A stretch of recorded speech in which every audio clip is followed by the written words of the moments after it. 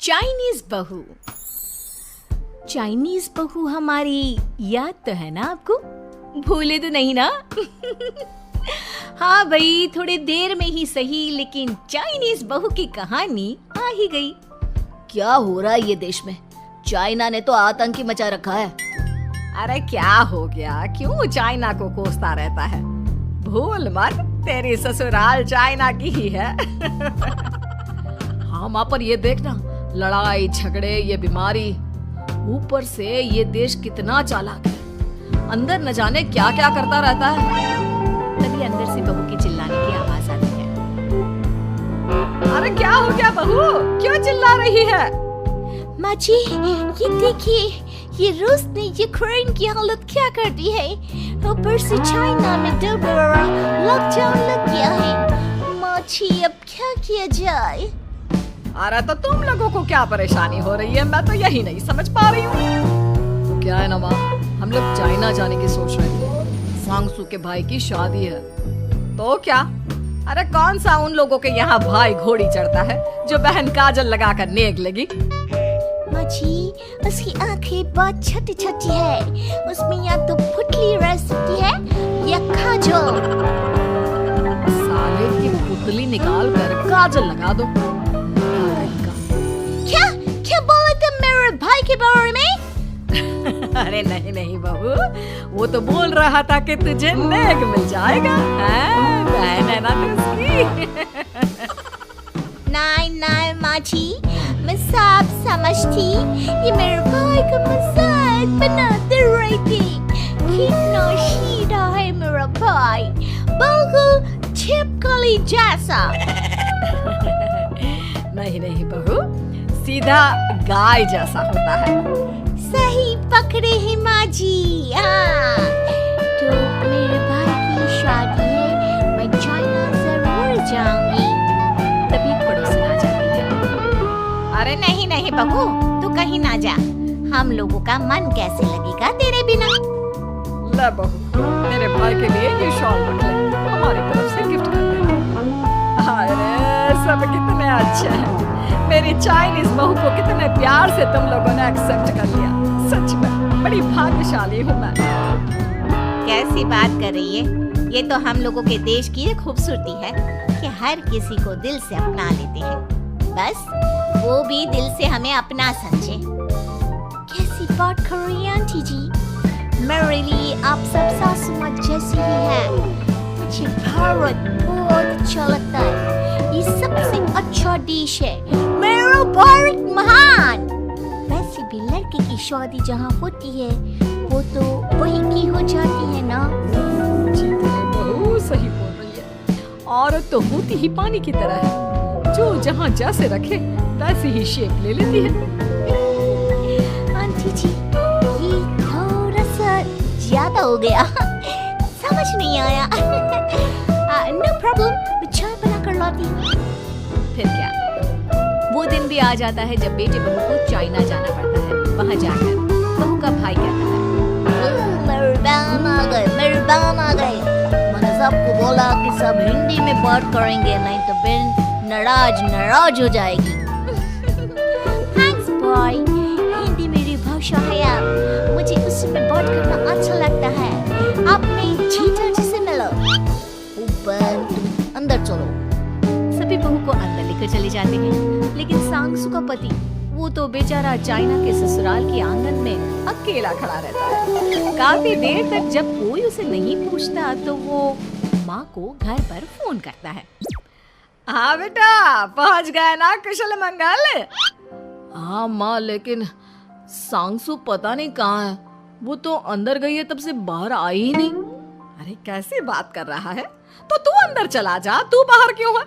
अरे दामाद है तू वहाँ का, उन लोगों ने तुझे बिठाया, चाय पानी कुछ नहीं पूछा? नहीं ना माँ। तभी सामने से सांगसू आती है। क्यों आप अभी तक तैयार नहीं हुए? और ये बैग लेकर क्यों कमरे से बाहर आए? इसे वहीं रख देते। कमरा? कौन सा कमरा? अरे कैसी बात कर रही हो? जब से तुम अंदर गई हो मैं बाहर ही तो खड़ा हूँ।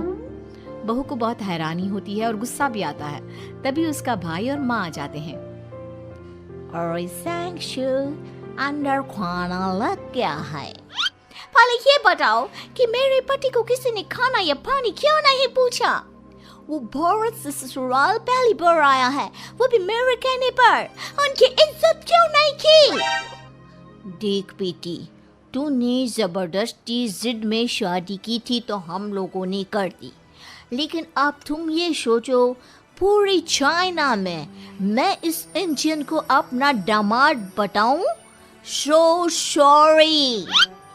हाँ संगसू, और तुम भी चुप रहना, नहीं तो वो लोग मेरी शादी तोड़ देंगे। ओह, ऐसी बात है। कोई बात नहीं, मैं बाहर होटल में रह लेता हूँ, तुम वही करो जो ये लोग चाहते हैं। कैसी बात कर रहे हो? शादी के बाद पति जैसा भी हो, जो भी हो, पति होता है।